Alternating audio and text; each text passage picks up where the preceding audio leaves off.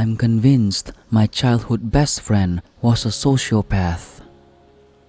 I was in a toxic, borderline abusive friendship with a girl from the ages of 9 to 12.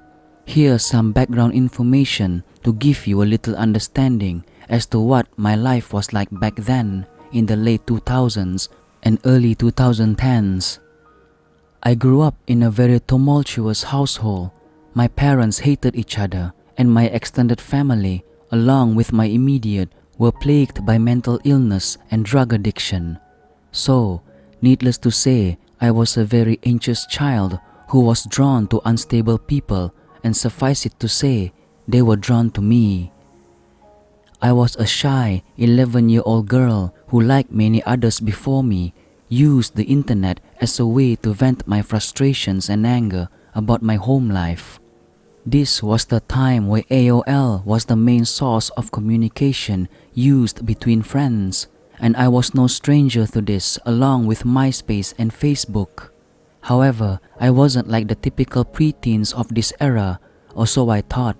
I kept my profiles private, never accepted a follow or a friend request that I didn't know, and never shared my location on these said profiles.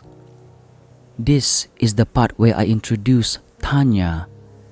Tanya isn't her name, of course, as I don't want to use her real name in case she just so happens to read this thread, watches the YouTube channel, or listens to the podcast, so we'll just call her Tanya. Tanya and I met in elementary school. One of the points in my life where my family situation was quite volatile, and in retrospect, I think she sensed this. I was vulnerable, and Tanya took advantage of my innocence. She never really displayed any signs of her true intentions in the beginning, as they never usually do. She would do shady things every now and again, manipulate me into begging my mom to stay on the computer until the wee hours of the morning so we could go on NSFW websites, ghost me when I didn't give her my favorite pen, or yell at me when I couldn't perfect a guitar solo on Guitar Hero. She did some other things to me that I believe my brain blocked out due to trauma. My mom didn't like her either. Parents always have a weird intuition when it comes to friends, and I wish to God that I would have listened to my mom before Tanya did what she did to me. Tanya's behavior changed for the worse when we turned 11. Tanya was openly jealous of my success in school. Granted, she was incredibly smart herself, but she always made it a point to mock me for having great grades and would always comment that since I was pretty enough, having good grades would be a nice balance. Nice, right? It took me a while to build my self-esteem up after all of the snide marks she would make about my weight and my face. And only now, as a 22-year-old, do I think that I am beautiful and have a wonderful figure. Anyways, back to Tanya. As a result of her jealousy and growing resentment towards me, she began to plot my downfall. I make no exaggeration either. This girl literally tried to ruin my self-worth even more than she already had. It started in 6th grade. Tanya and I were remarkably close that year, and I wanted to do everything with her. We would talk all day in school, and we would chat all night on AIM. On one particular evening, Tanya and I were talking about boys. Being that we were hormonal preteens, our conversations would usually turn onto who we liked in school that day. Being that I had a horrible relationship with my father, I didn't really trust boys, even from an early age, so it was rare if I developed a crush on one. I remember Tanya and I's conversations going a little something like this. Tanya, do you know Mark? Me, the kid in my class? Yeah, why? Tanya, I heard he likes you. Me, what? No way.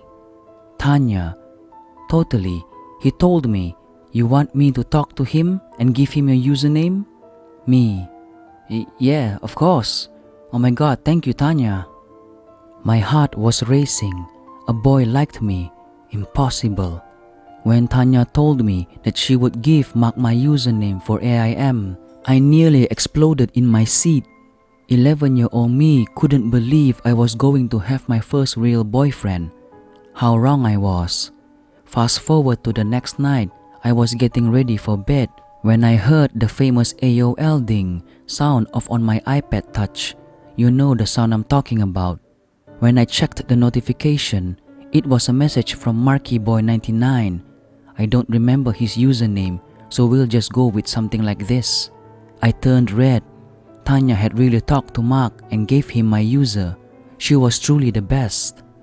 He messaged me with the usual, "Hey," emphasis on the 3 Ys, and I responded, "Hey." I didn't want to come off as desperate, so I only used 1 Y. Not even 1 minute later, he messaged me back. We talked all night about everything, our days, how school was, what type of silly bands we liked, typical 11-year-old stuff.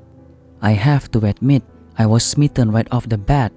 I think it was partly because I never really had a boy like me before, and the other part being that my self-esteem was so low that I never thought a boy would be capable of liking me. Also, it could have been because Mark was one of the most popular boys in school at the time. He played football, was mouthy to the teachers, and was extremely outgoing. All the things a young girl would be attracted to. We talked for months. My puppy love growing for him more and more every time we chatted. Of course, I never spoke to him on the phone, nor did I get his phone number, because why would you do that, right? All the while I was speaking to him, Tanya would be gassing me up, telling me how proud she was of me and that I deserved a boyfriend. My suspicions of Mark only began to grow when I attempted to approach him during school hours. Again, I had anxiety, so I would never really speak to Mark outside of AIM. When I went to talk to him, Mark looked confused, as if he's never had a conversation with me before in his life. He turned away from me on the playground and walked to be with his other friends. Huh? Weird. This wasn't like him. He was usually so chatty with me online that I expected him to welcome me with open arms in person. My ego was bruised. My little 11-year-old mind tried to rationalize this behavior by chalking it up to him not wanting to talk to the nerd since he was so popular, and that he just preferred to keep our relationship online. I told Tanya the news, and she seemed to be genuinely heartbroken for me. She was just as angry as I was and vowed to confront Mark later that day during music class. I was happy. Tanya had my back, and as far as I knew, she was going to tell Mark off about him being a total jerk to me. Well, it worked. Later that night, I got a message from Mark telling me how sorry he was for ignoring me and that he was just going through some family things. Back in love, I was. I didn't care that Mark ignored me during school. I didn't care that he rejected my advances in person. As long as I had him to talk online and Tanya's support, I was fine. I even told my mom about him, and she was extremely happy for me as well. Another month passed and it was March 31st, 2011. Mark messaged me and told me that he had something very important to tell me the next day. The anxiety began. What was it? What did he have to tell me? At that point, I considered myself and Mark to be dating, so I was anxious that he was either going to break it off with me or that he was going to make us public in school the next day. I told my mom and Tanya, almost on the verge of tears with how excited and nervous I was. Well, the next day, April 1st, 2011, rolled around, and this is what followed. It was around 7 p.m. and I was on Club Penguin as I usually was until I heard a familiar ding. It was Mark. It was time for the news I'd been waiting for all day. Mark.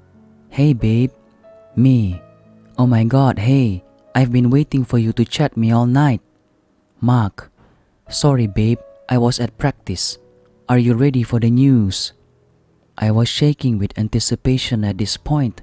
Even writing this now, a whole swell of emotions are resurfacing.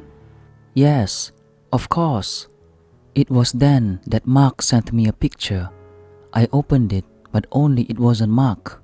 It was Tanya, and she was holding a handwritten sign that said, "Happy April Fool's Day, XD." At first, I started laughing, and I mean it was an ugly laugh. Of course, it was a prank. Tanya had gotten me so good, right? Right? Well, wrong. It was then when the realization hit me that I started to sob. I felt betrayed and like a loser.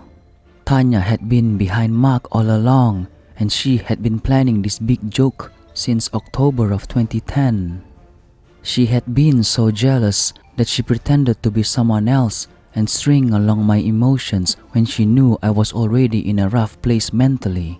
She told me that I was stupid to even think that Mark would even like me in the first place, and that I was dumb for not asking for his number. Tanya had been at this for 6 months. An 11-year-old girl plotted Mark, used him to make me think that a boy liked me, and tricked me into believing that I had a boyfriend, all the while telling me when we hung out that she was happy for me and that Mark and I were a cute couple. I told my mom, who then called her mom. My mother was livid, to say the least. She told Tanya's mom to tell her daughter never to speak to me again. I was crushed. My best friend of 3 years had catfished me because she simply wanted to play a joke. I was loyal to her, and she toyed with my emotions because she could. Tanya had tried multiple times to guilt-trip me into being her friend again in the months that followed, leading into the 7th grade. One of the most memorable and honestly messed up times being when she messaged me a few days after my birthday in August to tell me that her mother had just died in a horrible car crash. Her body was dismembered and they could only find her head and wedding ring. As anyone would be, I was in tears. Tanya's mother was nothing but lovely to me, and learning that she died in such a violent way crushed my soul. I started talking to Tanya again, asking when her mother's funeral would be. Tanya then revealed to me seconds later, after speaking to her about the grisly details over her mother's passing, that she was kidding and was pranking me again, and that I was stupid to believe her. She even sent a video of her laughing at me. I was disgusted. Who would even say something like that? What 12-year-old would message someone that their mother was dismembered in a car crash? She then revealed her ugly and quite frankly evil intentions when we were at the beginning of 7th grade and she became friends with a girl named Kaylee. They both invited me to sit with them at their lunch table, and because I was desperate for friends, I stupidly accepted, only to be met with the hordes of insults and laughter behind my back every chance I wasn't looking. Tanya then messaged me one night telling me to kill myself and that the world would be a much better place without me in it. She had Kaylee tell me to go jump off a bridge. Tanya told me that she hated me and was never really my friend to begin with, that I deserved all the pain she put me through the year prior. I again told my mom, who then called the police. She had had enough of Tanya, and so had I. For 4 years I had put up with Tanya's malicious behavior, and I just couldn't handle it anymore. My mom made me delete my AIM account, and Tanya's mom told her to never contact me again, or else. My mom also advised me to move lunch tables when I was hell-bent on not letting Tanya win. For the entirety of 7th grade, I sat at the same table as Tanya, only I spoke to my friends at the other side of the table. I never spoke to her, looked at her, or gave her any sort of attention. Kaylee was scared to death of me afterwards too, as the police had gotten into contact with her family as well. It's been 10 years and I still haven't spoken to Tanya. I am now 22 years old, have 2 bachelor's degrees, one in psychology and the other in history, and I am now working towards my master's in clinical social work. Tanya did other things to me too that I could write a whole story about, but I think writing this one helped give me closure on the part of my childhood that scarred me for years. I thank God for my mom stepping in when she did, because I don't know where I'd be without her. As for Tanya, I don't know where she is or what she's doing, and I really rather not. On the off chance she stumbles upon this story, I have a message for her. Your jealousy and wishes for death upon me did not win, and I truly hope that karma does not come around one day to bite you in the ass. Tanya, let's never meet again.